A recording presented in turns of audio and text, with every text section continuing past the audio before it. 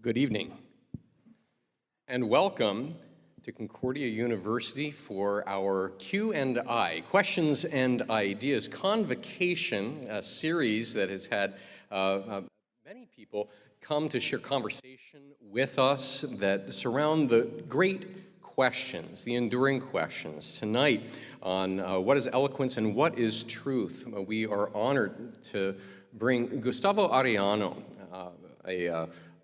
an Orange County celebrity. I'm really glad that Gustavo is here. Last year, I had the pleasure, and some of you had the pleasure, of hearing him speak in our Theta Lounge, our Honors LLC dorm. Gustavo, when he was here last year, taught me so many things that I didn't know before, and that's why we go to college. To learn things that we didn't know before, whether it's about the history of the taco or whether it's how to think about things in a new way. And today we're talking about the what is truth question under the title, How to Truth in This, parenthesis with question mark, fake age, this fake news age.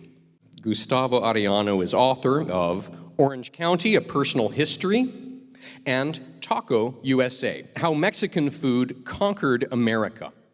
He's a columnist for the Los Angeles Times and host of its daily news podcast titled The Times. He's been an essayist and reporter for various publications and a frequent commentator on radio and television.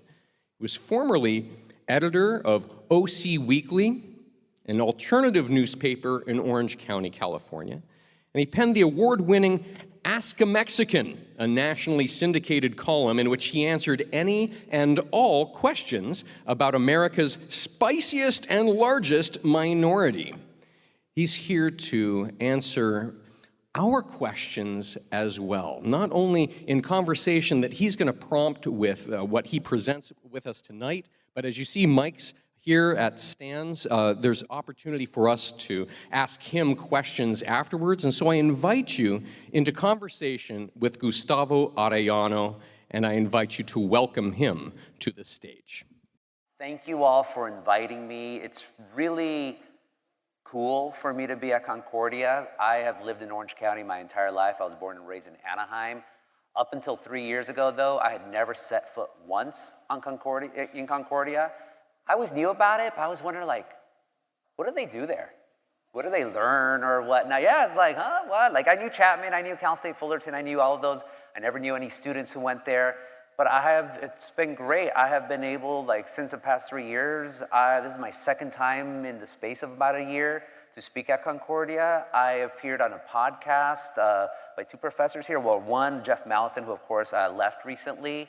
My wife actually catered at the remembrance for Professor Mallison's son, Augie, that was here over the winter. So it's been great to form a small relationship with you folks here. And also, like, you know, the first talk that I had about tacos. Today I'm going to talk about truth. Maybe next year you could ask me to talk about Tolstoy or something to continue the T thread here. That'd be really great. So my name is Gustavo Arellano. I always say whenever you have a chance to say all the great things that you do in front of a captive audience, do that. So just allow me a couple of more minutes to talk about, you know, a little bit more of the bio that I do. So I am a columnist for the Los Angeles Times. My prompt, sort of my mission statement there, and it's actually going to tie into what I'm going to talk about tonight, is I try to write about who we were, who we are, and who we're becoming as Californians. So history always fascinates me. How it's changed, you know, how it's remembered, how we now interpret it, how different people in different moments in time have done it, who are the people now who are what we consider to be the people keeping the quote-unquote California dream alive, who are the people who are reinterpreting it, reinventing it. I've been a columnist. I've been doing this column now for about a year and a half. Before that, I was a reporter for the Los Angeles Times, and as a columnist, you give opinions. As a reporter, you're only supposed to stick to the facts, which I'm going to talk about in a bit as well. So same thing as a reporter, that's just a question that I always interrogated, like who are we as Californians? What are the great stories? I've been able to do stories from the Central Valley down to the Imperial Valley to, you know, Santa Barbara, and, you know, Coachella, the actual city of Coachella, not the concert. But I mostly try to focus on Orange County and Los Angeles County. So I did that. Before that, I was the editor of a newspaper that no longer exists called OC Weekly. The OC Weekly was very much in the tradition of yellow journalism, of just outrageous headlines that got people angry, but they loved to read it. And also a lot of truths that came out of it. I was very proud of being at that paper. We really subscribed to the old journalism, to the journalism axiom of comfort the afflicted and afflict the comfortable. So we celebrated everyone that was good and great and wonderful in Orange County that needed to be uplifted, but we went after the bad folks with a hammer. We put our former sheriff into federal prison. We got a lot of good people out of jail. It was a lot of merriment, but that paper sadly no longer exists. And before all of this, the longest job I've actually had in journalism, I've been a food critic. So if at the end, if all you want to ask me is questions about where to get the best hamburgers in Orange County, where to get the best pho, the best tacos, I'm not going to be hurt. I know we're supposed to talk about truth, but hey, the truth to get a good hamburger, don't discount that, you know? It's real. It kept me employed for all this time. Other things that I do, I come out a lot on radio here in Southern California. Every Monday afternoon around 1:15, more like 1:20, I do a commentary called the Orange County Line, where I try to explain Orange County to the rest of Southern California, because the rest of Southern California will never understand Orange County. The whole orange curtain thing, which is such a cliche, but whatever. They still call it the OC, for crying out loud. I do host a daily podcast for the Los Angeles Times called The Times, daily news from the LA Times. And that's, if you ever listen to like The Daily or Consider This or any daily news podcast, that's what we do. Our pitch is we tell you the story that you need to know for the day, but coming from the eyes of the West Coast. So a lot of what we're always looking at is the American West, what's going on in Asia, what's going on in Latin America. Obviously, when you have bigger issues like Ukraine, well, we talk about that and other issues, but just a little bit different from The Daily. The Daily, of course, being the behemoth of the New York Times. We try to tell stories that The Daily will be telling in a couple weeks afterwards. So we really just try to look out into the future. And then what else I could say about myself? I'll leave my plugs to the end. I usually plug like all the different ways that you can get in contact with me. But I gotta say how honored I am, and I know I said this before, but it's gonna get right into the conversation at hand, to tackle this idea, to use another T word, tackle this idea of what is truth. Because frankly, that concept is something that I have been obsessed with my entire life. Just a small kid to what I would argue to be is one of the most public ways of wrestling with that question, which is to be a reporter. And I think it's always been the case, but especially now more than ever at this time where people supposedly, you have all this fake news out there, all these torrents of information coming to us, whether published by news outlets, whatever whatever the circumstances or media may be, whether coming from here, whatever apps you use, WhatsApp, TikTok, Instagram, Twitter, your text messages. I thought someone just texted me. That would have been interesting, right? While I said that, text messages from your friends or whatever, we are just being inundated with information. So you see, or you hear, especially a lot in like the sort of media journalism, media criticism circles, this idea that now more than ever, we need fact checkers. Now more than ever, we need to actually make sure that some voices get elevated and some publications just get deplatformed completely. This idea that the public at large, by having so much information, it's actually harder for us to have a democracy now. It actually gets us more antagonistic towards each other than ever, and hence it puts democracy at peril. Those are very weighty topics to talk about. I know that's been on the minds of a lot of Americans, has been now for, honestly, since the beginning of this republic, but really has gotten a lot of attention over the past 6 years, 7 years and whatnot. But I'm gonna make the argument today that actually now more than ever, we're at a better spot for finding out what the truth is. Through the eyes of through the world of media, we are in a better spot now than ever before. We now, with all the information that we have, we are better equipped to try to figure out what is the truth with a capital T in whatever subject you might be thinking of. So the higher celestial truth, I'm not gonna talk about that today. I'm gonna be talking about the truth as we see the world in front of ourselves. What is the truth, for instance, of our political scene? What is the truth of, honestly, just music, whatever you like in music, whatever your music criticism is? What is the truth internationally? What is the truth about all the different issues of the time?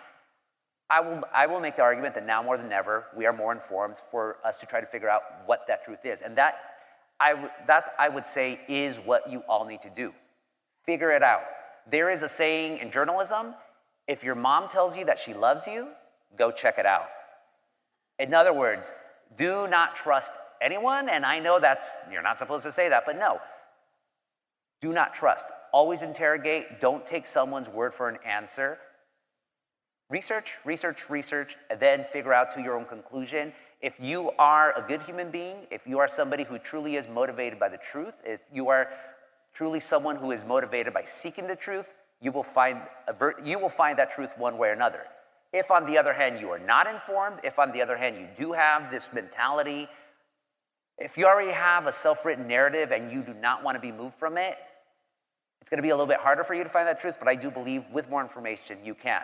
So I'm going to talk then about what has been the truth in the history of American journalism, because it's really interesting. Right now, you see from the major media organizations like the New York Times, like my organization, the Los Angeles Times, NPR, there's an interesting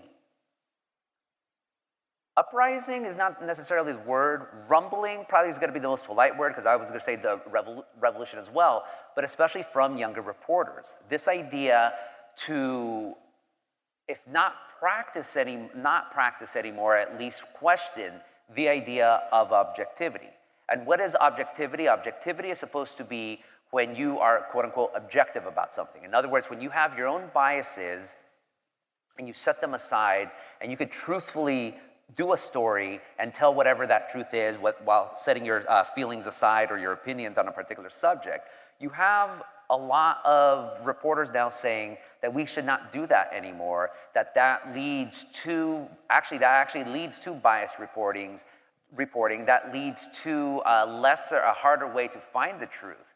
And so the older guard, I'm kind of in the middle as being like younger. I'm 43, so I'm kind of caught in the middle between millennials and Gen Z, and then the boomers and the people older. The boomers and those folks, they still believe in the idea of objectivity, that all reporters should just stick to the facts, to who, what, when, where, whys, and not think about anything else as you do the story. But as you see in the history of American journalism, this is actually a relatively new phenomenon, the idea of objectivity. So I actually think the younger reporters of today, they're actually getting closer to what journalism has been in American history, and I think where journalism can be stronger if you know how to do it right. So American journalism then, it really is a relatively new industry. You do not see newspapers popping up in the United States until around, before it was pamphlets. We all know Thomas Paine, the Federalist Papers, all of that. So journalism starts around the 1700s, 1750s, 1760s. As the country gets bigger, you start getting more and more newspapers, of course. As you get bigger metropolitan areas, you get more and more of them. As you start getting more communities, so we're talking about immigrant communities especially, we're talking about expatriate communities or whatnot, and as the printing press starts getting cheaper, so it's easier to make newspapers, you start getting pictures in them, you start getting illustrations in them. If you ever go to something like, the Library of Congress actually has a great archive of American newspapers up until 1920. So you look at a newspaper from the 1830s. First of all, they're big, like this, like that, and it's just covered in print, like nothing but print. There was no illustrations. There was no technical capability to be able to do any illustrations. It was all print. As you start around the turn of the 20th century, I would argue, that was the golden age of that era of journalism, where it wasn't just one voice. You had a multitude of voices. The example that I always use is New York City. You had morning dailies, you had afternoon dailies, you had weeklies, you had monthlies. You didn't just have, you had the New York Times, which from early on, they thought of themselves as, the nickname for them is a gray lady, and the reason they say that is like this, I don't know French, but it's like, what's that term, eminence grise or whatever, this idea of like, we are higher and mightier than you because we are doing, quote, all the news that's fit to print.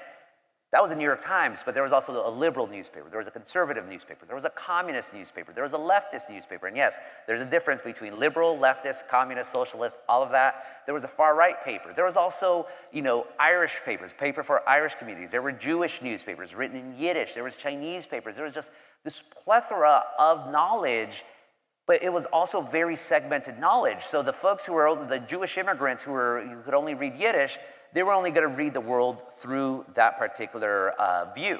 The people who thought of themselves a little bit richer than other folks, they were going to read their newspaper. They all lived in silos. So in many ways, it was how we are today, but knowledge only stuck to what you had in front of you. Knowledge only stuck to the bubble that you existed in, and the bubble that you probably couldn't really get out of because there was no mobility.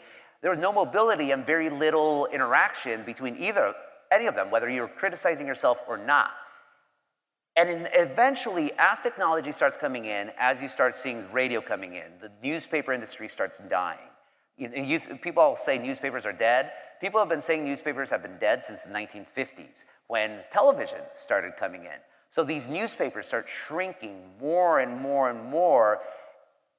As you start seeing that, then some papers do start getting elevated, like the New York Times and other newspapers that don't exist.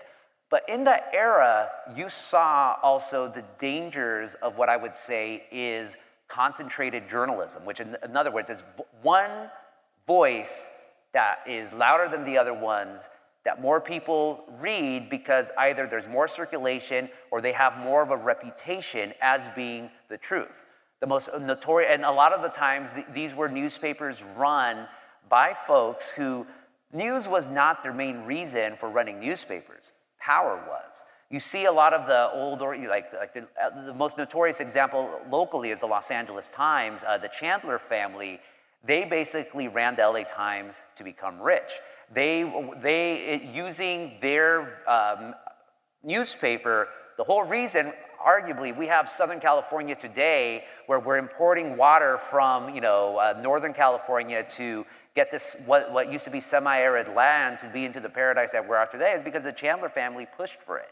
Because the Chandler family had, basically owned a lot of the San Fernando Valley, needed that water, and became super, super rich because of that. And so this was a newspaper that did not like any liberalism. This was a newspaper that did not like minorities much. And so they had a very specific agenda that their newspaper would be pushing for decades upon decades. You also have another newspaper magnate on a nationwide scale, William Randolph Hearst. If you remember your history class, the 1898 Spanish-American War, you might remember the slogan, "Remember the Maine," because the war eventually was sparked by a United States ship that exploded and multiple lives were lost. Well, that slogan, "Remember the Maine," that was a newspaper slogan by William Randolph Hearst. The legend goes, this has never been proven, there's a lot of legends in journalism, but the legend goes that William Randolph Hearst told a reporter that he sent to Cuba, "You find me," what was it? "You go write me the stories, and I'll something like you find me the stories, and I'll find you the war," something to that extent. But a lot of what happened in Cuba in the Spanish-American War was American imperialism pushed by these newspaper magnates. Also, these newspapers were subject to people who had friends in powerful places and would take care of those friends in powerful places. In Time magazine, for instance, they would continue to do very nice profiles of all sorts of despots all around the world. The one that always resonates with me is the Somosa Dynasty of Nicaragua, which slaughtered tens of thousands of its residents. And Time magazine famously made up this quote talking about, and I'm not going to cuss because of where we're at, but so I'll say it this way. So talking about Somosa, they had an unnamed ambassador in the FDR administration saying, "Somosa might be a mean son of a gun," but the word wasn't gun, "but he's our son of a gun." So journalism at the time was all about power. At least the mainstream newspapers, the newspapers that we lionize today as avatars of good journalism, they were all about power. But the most notorious example, one that I think is that connects to today, we talk about Ukraine, what's going on there. In the 1930s, Ukraine was also going through a huge crisis, a famine. that killed millions of Ukrainians, caused by Joseph Stalin, because Stalin did not like the fact that Ukrainians wanted to be freed. Geez, the more things change, the more they remain the same. And there was a reporter for the New York Times named Walter Duranty who was very connected with the Stalin regime, saw what was going there, but did not report what was going on there. He ended up winning a Pulitzer, actually, for his coverage of what was going on in the Soviet Union, but now he is used as a cautionary tale of somebody who was too close to power, decided to follow what power told him, decided to follow what that power wanted them, created that narrative. And this is coming from a newspaper who already by the 1930s is supposed to be the most prestigious newspaper in the United States. So the New York Times at the time was all about protecting power and all about being with power, even though, of course, now we remember the Soviet Union as evil and all of that stuff. So this is how journalism basically, this is how it was executed through up until through the late 1960s. Journalism as power, journalism with an agenda, journalism that was not afraid to tell you how it believed in the world, had no illusions of objectivity, and would tell stories that would fit the worldview of the owners of whatever particular paper it was or whatever the readership was. Everything changes in the late 1960s and really 1968 with the election of Richard Nixon. And so with Richard Nixon, you all know your history, of course, another Orange County guy. We all know the Watergate scandal. So Watergate, of course, was famously broken by the Washington Post, by Carl Bernstein and Bob Woodward, two reporters. If you ever see the film, All the President's Men, it's a really good film, still holds up to this day. But that inspired an entire generation of reporters, it inspired an entire generation of young people to want to get into journalism, to have this idea now of attack power. This is the idea of, even though the saying, comfort the afflicted, afflict the comfortable, dates back to the late 1800s in a satirical column, but that's a whole other thing. But this is where people start saying, okay, maybe now with newspapers, we could go attack. But how are we gonna attack? We're not gonna attack with biases anymore. We're now going to attack with objectivity. We are just going to report the facts. We are just going to report the truth. And we're going to go off there. And so by the late 60s and all that, all these newspapers, so the LA Times, the New York Times, the Washington Post, they start shedding those cloaks of subjectivism, that's how you pronounce the word. They start shedding the cloaks of just trying to better themselves and themselves alone. They think, okay, I think the American public now wants to read a quote-unquote professional publication, wants to read a newspaper that's just going to tell us the facts. And the newspaper industry, within the span of a decade, from the mid-1960s into the 1970s and onwards, they start getting these trappings now of objectivity. You start seeing, once newspapers start getting professional, there's two key things. Once newspapers start getting professional, that's when they start thinking about getting objective. And they get this idea of objectivity once an unpopular Republican pulls off an upset victory. So that would have been Nixon in '68. And you start seeing the rise of journalism schools with professors who start teaching that next generation of reporters, hey, you gotta just stick to the facts, be objective, tell that objective story, and we'll be able to sell newspapers that way. So newspapers as an industry starts getting up.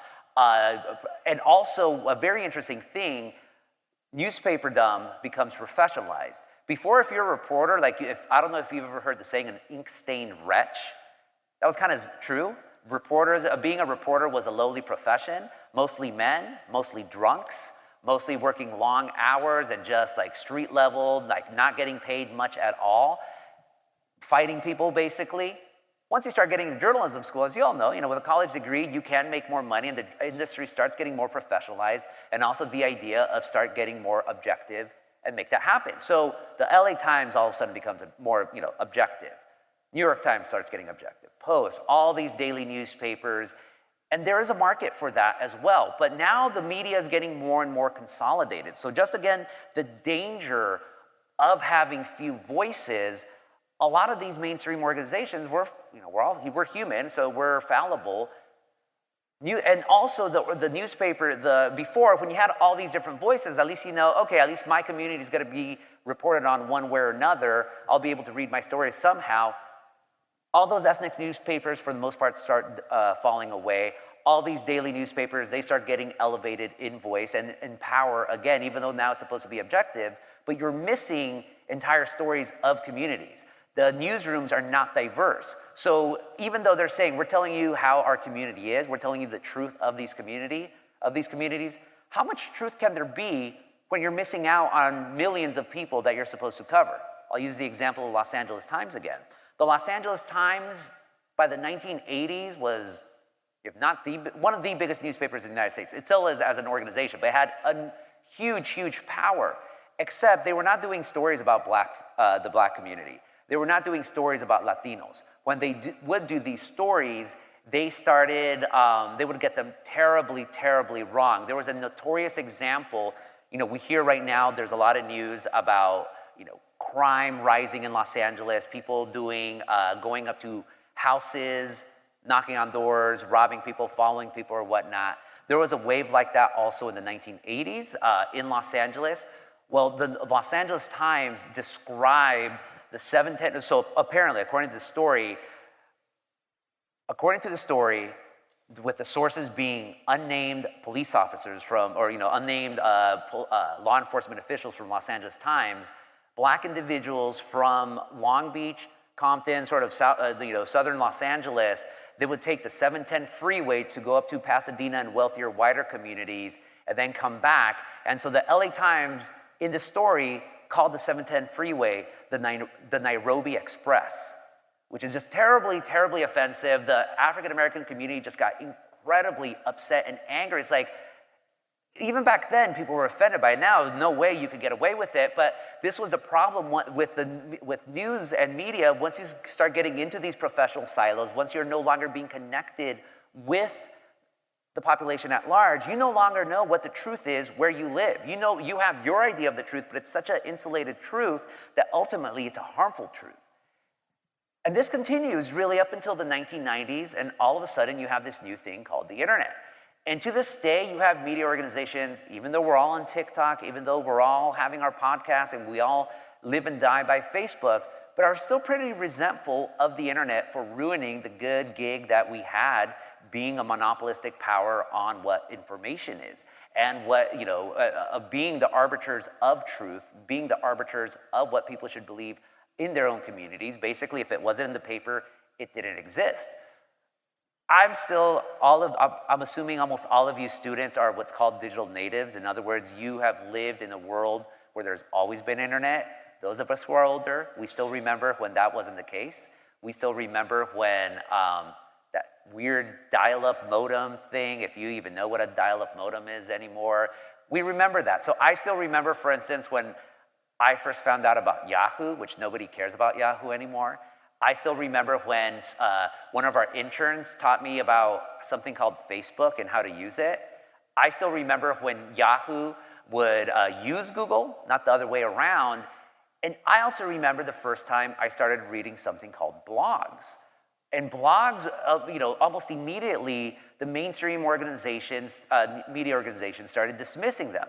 Oh, it's an armchair activist, or it's some amateur reporter who thinks they know anything about anything, but we're the professionals. We are the ones who know what is the truth, what needs to be talked about, what needs to be attacked, what needs to be lionized, and all of that.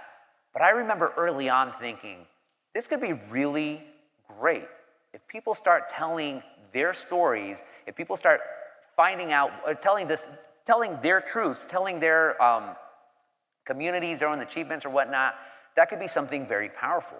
And obviously, the internet won, blogging won. That turned into what we have today, where people tell their stories on TikTok, social media, all of that stuff, just this torrents of truth. And media organizations now, I'll stick to newspapers, we're basically dead. The only ones that really exist now are the ones supported by billionaires. The New York Times, billionaires. Although the New York Times is profitable. Washington Post, owned by Jeff Bezos, the richest man in the world. Amazon, every time you use Amazon, you're supporting the Washington Post.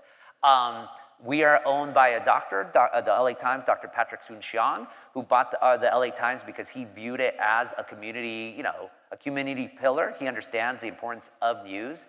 But like the Orange County Register, which is the newspaper that covers Orange County, it's basically a shell of what it used to be. It used to be a big chain. Now it's owned by another chain. It's just, they'll share like the same reporter for 10 different newspapers.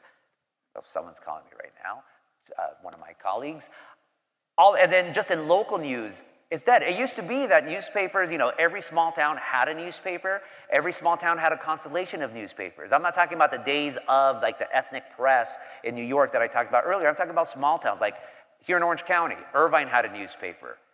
Now I think that's gone now. It's called the Irvine World News. I think now it used to be now it's an insert, but it used to be a daily newspaper. Tustin, all the cities in Orange County had newspapers. They are gone. So what happens when those truths that they covered are no longer being reported, at least by the newspapers? You no longer have the, not echo, but the amplification of these stories to the bigger public at large. People are still covering a lot of these stories. There's a lot of Facebook groups, there's a lot of, what they call community journalists, there's a lot of just information that's being put out there. Again, these torrents of information.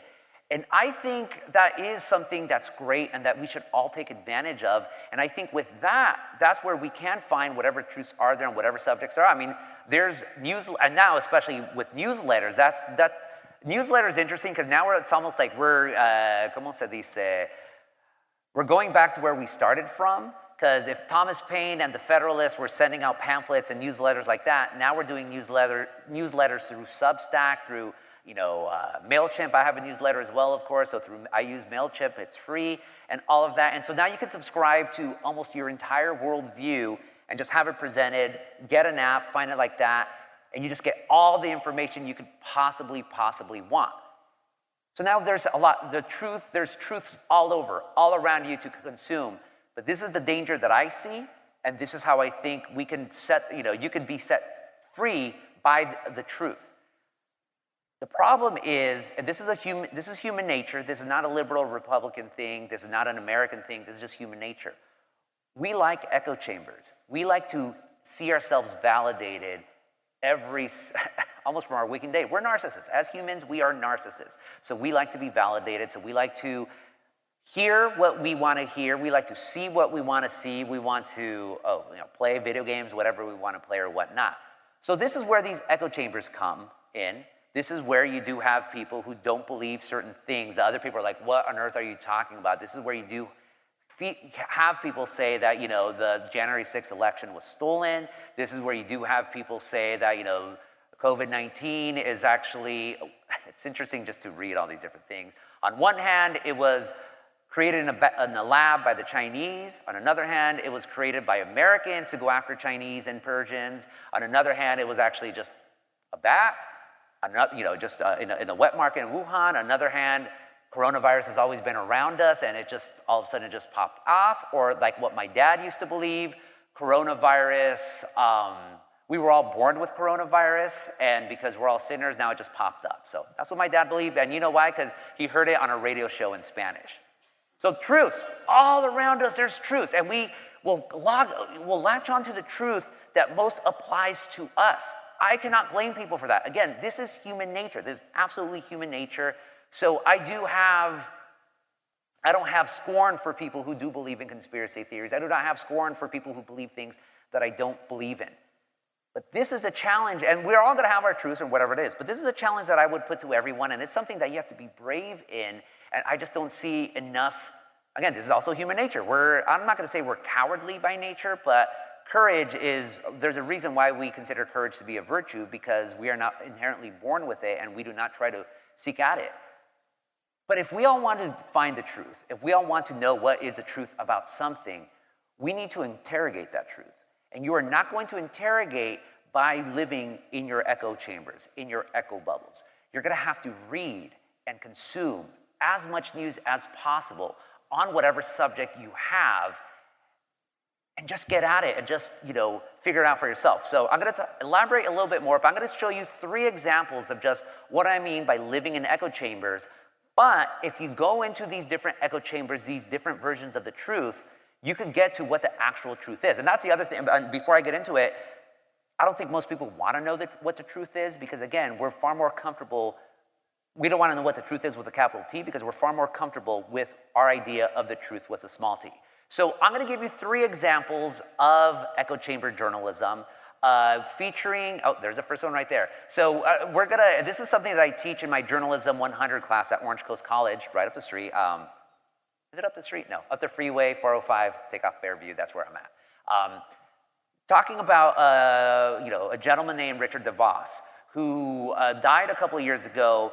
It's funny, just again, knowing the echo chambers. When he passed away, I mean, I knew what he had been famous for, but when I think about Richard DeVos, the first thing I think about is that he used to own the Orlando Magic. And he used to own the Orlando Magic when Shaquille O'Neal was there. And so I remember the joke by Chris Rock that doesn't mention Richard DeVos, but it's about him, where he said, talking about rich people versus wealthy people, he said, Shaquille O'Neal, he's rich. The man who signs his paychecks, he's wealthy. And that would be Richard DeVos. So this is the New York Times. Again, remember, New York Times still positions itself as the authoritative voice in American journalism. That's how they present themselves. I'm not saying I agree with it. And they say that they are just completely straightforward, objective. You see the headline right there, sorry. Richard M. DeVos, Amway co-founder and GOP stalwart, dies at, I think, 92. Sorry, I don't have my reading glasses here. So you read the story. It kind of sticks to what the headline tells you. So Amway, multi-billion-dollar company. Also with that money, he did fund a lot of conservative causes, a lot of elections and all of that. His daughter, Betsy DeVos, of course, ended up becoming the Secretary of Education under the Trump administration. So you read it and you get a sense of what the New York Times is, like political, liberal bent, but still mostly facts there, that's fine. So that's the New York Times. Now, if we could go to the next page, this is the National Review. National Review being the classic conservative with a lowercase c. It used to be magazine, now they do podcast, media organization, or whatnot. The headline here is more straightforward. Richard DeVos, RAP. And also, can we go back to New York Times also just to see also the photos? So go to New York Times. That one, yeah, he's smiling, but kind of, older. It's kind of bland more than anything. Then you go to the second one, happier, like this, thinking, pensive. And you read, and of course the National Review, they admit their bias. They're not going to be like the New York Times and say, I'm trying to be unbiased or whatnot. I'm going to give you what my truth is, and the truth is the conservative truth. That is the way to be a better country. And you read it, it's really a love letter to Richard DeVos. I mean, they call him our friend because Richard DeVos gave a lot of money to the National Review. It talks about a lot of things that the New York Times article did not talk about. It decried people like the New York Times who had criticized DeVos as this idea of like a Machiavellian nemesis of American democracy by funding American conservatism, because obviously American conservatism in the National Review's eyes is a good thing. It's not anything nefarious at all. So you read that and it's like, okay, obviously. But you learn a little bit more things, and you learn how the National Review viewed Richard DeVos. And now let's go to the third one. Richard DeVos, great American scam artist. Gee, I wonder what side of the political aisle had that in mind. This is a magazine called, and again, I don't know my French. I don't know, is it Jacobin, Jacobin? The French revolutionaries who are really out there. That's real. It's the name of a socialist publication, like straight up socialist, like not like, you call it socialist because they're left. No, they're proud socialists. They call themselves democratic socialists. So you do see there, and then you see this picture. All of a sudden, Richard DeVos does not look like a businessman, does not look like a philanthropist. He just looks like an old rich guy surrounded by a basketball team. It's uncuffed. He's Orlando, so it's Miami, or no, rather, it's Florida, so it makes sense. But you read it, you think he's a devil. And he is a devil to Jacobin. He's a conservative devil. And he is an avatar of how evil conservatism is. But you also learn things that the other two didn't, and not necessarily negative things, just things in his life, things in his career, whatnot. So the question I have for you, which one of these is the truth about Richard DeVos? Which one of them is the truth? I would say none of them, and I would say all of them. Because all of them exclude something to be able to get to what their truth is. But if you cobble them all together, you will have a better overall picture of who Richard DeVos is. At that point, you know what the facts are of his life, of his career, whatnot. And also at that point, then you get to decide how you're going to feel about him, but you do know your facts. So the challenge then that I have for you, we go back to the question, what is truth? We don't know. We do not know what the truth is, except we know the truth is, not to get to the X-Files, but the truth is out there. The truth is out there. That used to be a show back in the 90s, younger folks. The truth is out there, and if you want to be the best human being possible, if you want to be the best citizen possible, you're going to be seeking out the truth all the time, which means you're going to be challenging yourself. You're going to be challenging yourself. You're going to be challenging what your truths are. You're going to be challenging the lies that you think are out there, and you're going to be open to possibly having your mind changed. You're going to be open to possibly maybe thinking that the truth that you once had is no longer actually true, and go from there. And I don't think, and you're going to do it by going to places that you don't agree with. So on my personal level, I think it is a little bit different just because I am a reporter, but I think this would be true even if I wasn't a reporter. All these publications, I subscribe to all of them. National Review, Jacobin, and the New York Times. Do I agree with everything that all of them say? Nope. But I learn stuff from all of them. I learn to challenge myself. I learn what other people believe. And I learn then as a reporter to, when I try to, and it's a little bit different with me as a columnist because I can give my opinions. That's a whole other conversation. But I think at the end, I'm a better person for reading all of them. And I think that if you just want to read one part, like just one sort of vein, your truth, your small truth with a capital T, I think you're doing it because you don't want to challenge yourself. You don't want to put yourself out there. You don't want to be open to the idea that maybe you're wrong. At the end, we're all wrong one way or another. At the end, we don't know what the truth is, but we should always be fighting ourselves to find out what that truth is. And the best way to do it is just by getting all those small T capital truths and figuring out what it is. Anyways, I could go on and on. I don't want to go on and on. I want to, because I say that because I always love questions more than me going into conversations, going on and on. So thank you so much, folks. I really appreciate this. I hope you got something out of it. If you like anything I had to say today, go to my website, gustavoarellano.org, sign up for my newsletter. You can find my truths there. Thank you.